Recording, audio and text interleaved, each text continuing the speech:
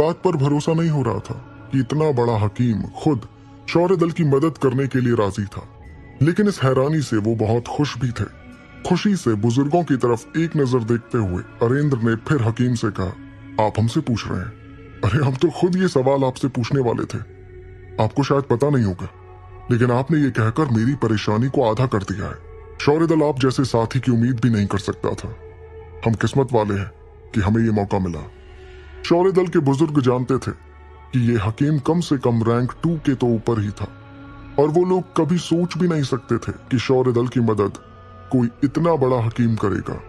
दरबार में मौजूद सभी ने सुना था कि ऐसा ये हकीम सिर्फ एक वजह से कर रहा था, और वो वजह थी ध्रुव।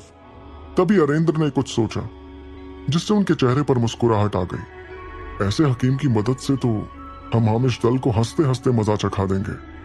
वहीं अरेंद्र के चेहरे की खुशी देखकर हकीम ने अपनी जेब से एक लाल अंगूठी निकालकर सभी को दिखाई।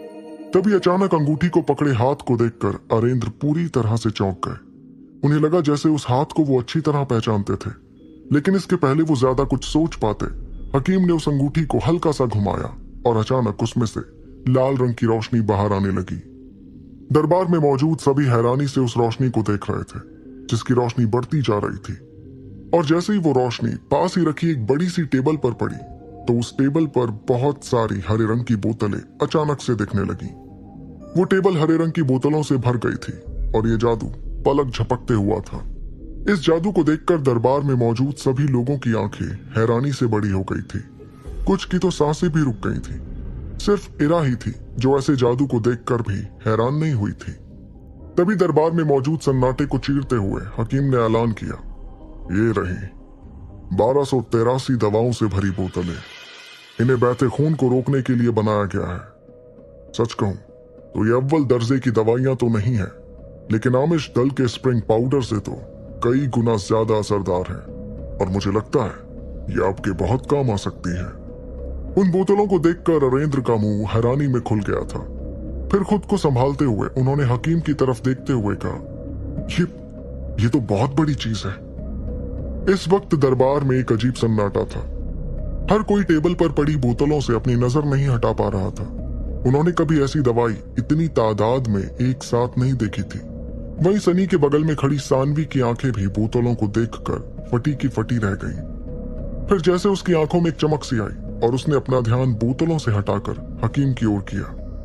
एक और लड़की भी उस हकीम को ध्यान से देख रही थी, और वो लड़की थी इरा।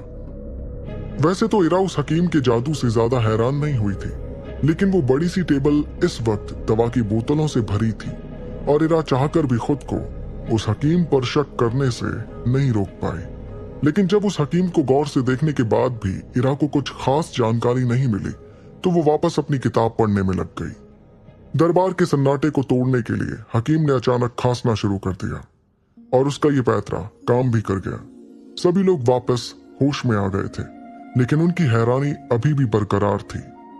तभी अरेंद्र ने हंसते हुए हकीम की तरफ देखा। उनकी आंखों में हकीम के लिए इज्जत कई गुना बढ़ गई थी। वो जानते थे कि हर हकीम ऐसी 1000 से ज्यादा बोतलें तोहफे के तौर पर नहीं ला सकता था। इसलिए अरेंद्र ने हकीम का एहसान मानते हुए कहा, सच कहूं तो अपना खोया हुआ रुतबा वापस पाने के लिए हमें इन बोतलों की सख्त जरूरत है।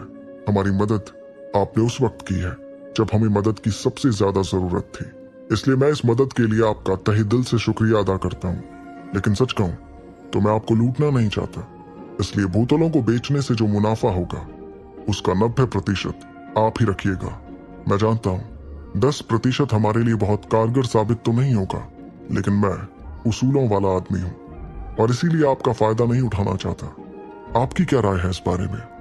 अरेंद्र ने जैसे ही बोलना खत्म किया तो वो बेचैन दिखने लगे, क्योंकि उन्हें लगा था कि शायद हकीम मुनाफे के हिस्से से खुश ना हो। और अरेंद्र ने देखा कि मुनाफे का हिस्सा सुनकर वो हकीम सोच में पड़ गए थे, जिसकी वजह से अरेंद्र के माथे पर शिकन दिखने लगी थी। उसने सोचा कि हकीम की इस मदद के लिए शायद उन्हें 10% भी गंवाने पड़े। लेकिन तभी हकीम ने जोर से हंसते हुए कहा, आप कुछ ज्यादा ही अच्छे हैं, लेकिन ऐसा करके मैं आपका फायदा नहीं उठाना चाहता। मैं जानता हूं कि मैंने मेहनत से इसे बनाया है, लेकिन इसे बेचने में भी बहुत मेहनत लगती है। इसलिए मेरा कहना ये रहेगा कि हम मुनाफे की हिस्सेदारी 50-50% की करते हैं। ये सुनकर एक बार फिर से दल के सभी बुजुर्ग चौंक गए थे। अरेंद्र को भी अपने कानों पर भरोसा नहीं हो रहा था कि उन्होंने जो कुछ सुना वो सच था या फिर सिर्फ उनकी कल्पना। 50-50% की हिस्सेदारी। वो लोग ये सोचने लगे कि ये हकीम शौर्य दल पर इतना मेहरबान क्यों हो रहे थे, जबकि शौर्य दल की हालत को देखते हुए अगर वो खुद के लिए 100% भी मांगते तो भी अरेंद्र उसे मानने के लिए तैयार हो जाते। दरबार में मौजूद सभी ने एक दूसरे को खुश होते हुए देखा। वो मन ही मन में सोच रहे थे कि आखिर ऊपर वाले ने उनकी प्रार्थना सुन ही ली थी। अरेंद्र को खुद को संभालना पड़ा, लेकिन उन्होंने ऐसा करते हुए चेहरे पर एक हंसी के साथ हकीम से कहा, आपने सचमुच हम लोगों को हैरान कर दिया हकीम जी। मुझे नहीं पता हम आपकी इस मदद का एहसान कभी चुका पाएंगे भी या नहीं। इस पर हकीम ने जवाब देते हुए कहा, सच कहूं तो मुझे मुनाफों में दिलचस्पी नहीं है और मैं तो इसका मुनाफा भी नहीं लेता, लेकिन मैं जानता हूं कि आप एक बहुत खुददार आदमी हैं और आप उस चीज के लिए बिल्कुल राजी नहीं होंगे। ये बात सुनकर बुजुर्गों को लगा कि वो शायद और हिस्से की मांग कर सकते थे, लेकिन अरेंद्र के चेहरे की मुस्कुराहट ने यह बता दिया था कि वो हकीम उनकी खुददारी के बारे में बिल्कुल सही कह रहे थे। अरेंद्र एक खुददार आदमी थे जो कभी अच्छे लोगों का फायदा नहीं उठाते थे और शायद इसी वजह से वो रात को चैन की नींद सो पाते थे। फिर हकीम ने अरेंद्र से कहा, मैं ये बोतलें यहीं छोड़कर जा रहा हूं, आप इसे बेच दीजिएगा। मैं फिर कभी यहां आकर आप लोगों से मिलता हूं। फिलहाल मुझे कुछ और जरूरी काम है तो मुझे जल्द ही निकलना होगा। और हाँ, आपको मुझे बाहर तक छोड़कर आने की जरूरत नहीं है। आप यहीं आराम कीजिए या फिर इन बोतलों को बेचने की तैयारी में लग जाइए। मैं बाहर अकेला ही चला जाऊंगा, फिर मिलते हैं। इतना कहते ही वो हकीम दरबार से चलकर बाहर जाने लगे, लेकिन तभी उन्हें जैसे कुछ याद आया और वो अचानक चलते चलते रुक गए। रुकने के बाद उन्होंने पलटकर अरेंद्र की ओर देखते हुए कहा, अरे मैं एक चीज तो भूल ही गया। ध्रुव को कहिएगा कि मैंने उसके हालचाल पूछे थे। अब मैं चलता हूं। और फिर मुस्कुराते हुए वो हकीम वहां से चले गए। अचानक हकीम के मुंह से ये बात सुनने पर अरेंद्र थोड़ा चौंक गए थे, लेकिन इसके पहले कि वो हकीम से कुछ पूछ पाते, हकीम दरबार से जा चुके थे। तभी अरेंद्र ने राहत की सांस लेते हुए सोचा, लगता है ध्रुव और इस हकीम के बीच में कोई गहरा रिश्ता है और शायद इन्हें हमारी मुसीबत के बारे में ध्रुव ने ही बताया है। ध्रुव, मेरा होनहार बेटा। हकीम की बात से दरबार में मौजूद सभी लोग भी चौंक गए थे। अरेंद्र के पास बैठे बुजुर्ग भी ये सोच रहे थे कि इस हकीम के दिल में ध्रुव के लिए एक खास जगह थी और शायद इसी वजह से शौर्य दल आज इतनी सारी बोतलें अपने सामने देख पाया था। लेकिन दरबार में मौजूद ध्रुव की उम्र के लोग तो जलकर राख हो गए थे। वहीं कोने में बैठी हीरा खिड़की से एक नजर उस हकीम को देख रही थी जो चलकर बाहर जा रहे थे। उसकी भौहें बयां कर रही थीं कि हीरा का उस हकीम पर शक उनके जाते जाते और बढ़ गया था। वहीं दूसरी ओर वो हकीम चलते हुए शौर्य दल के इलाके से दूर हुआ और जहां उसने देखा कि लोग कम थे तो हकीम के भेष में छुपे ध्रुव ने कहा, आचार्य, आप करना क्या चाह रहे थे वहां?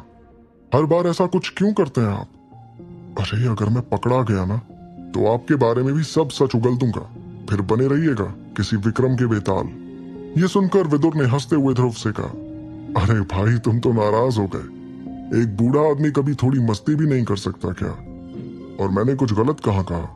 ये बात तो सच है कि मैं सिर्फ तुम्हारी वजह से ही शौर्य दल की मदद कर रहा हूँ, बल्कि अगर मैं सीधे सीधे वो बोतलें तुम्हारे पिता को दे देता तो उन्हें ज्यादा शक होता कि एक अनजान हकीम आखिर उनकी इतनी मदद क्यों कर रहा है, और वो भी इतने कम मुनाफे के लिए। कुछ समझे तुम?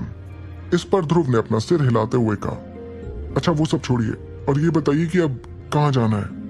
ये सुनकर विदुर ने जवाब देते हुए कहा, अब हम चलते हैं दरबार नीलामी घर, ताकि हम उन्हें करिश्माई पाउडर दे पाए, नहीं तो हमारा उधार बढ़ जाएगा और इस चीज से मुझे सख्त नफरत है। वैसे भी तुम प्रैक्टिस के दौरान सामान जलाकर राख कर चुके हो, इसलिए हमें और सामान भी खरीदना है। विदुर ये कहते वक्त मुस्कुरा रहे थे, जिसे देखकर ध्रुव ने अपना सिर हिलाया और उनसे पूछा, आचार्य क्या अब मुझे नवाड़ी हकीम माना जा सकता है? ये सुनकर विदुर थोड़े हैरान हुए। फिर उन्होंने ध्रुव से कहा, सिर्फ कुछ दिन सामान जला क्या लिया? तुम तो खुद को हकीम समझने लगे। बच्चे, हकीम बनने का रास्ता इतना आसान नहीं है, और तुमने जो दवा बनाई है वो सबसे शुरुआती चीज है। इस पर गर्व करने की कोई बात नहीं है। ये सुनकर ध्रुव थोड़ा निराश हुआ और उसने विदुर से एक सवाल किया, आचार्य, तो फिर मुझे ऐसा क्या करना होगा जिससे मैं कम से कम खुद को नवाड़ी हकीम तो कह सकूं? ध्रुव का सवाल सुनकर विदुर ने उसे ध्यान से देखा और फिर मुस्कुराते हुए कहा, हकीमों की दुनिया में एक नवाड़ी हकीम उसे कह सकते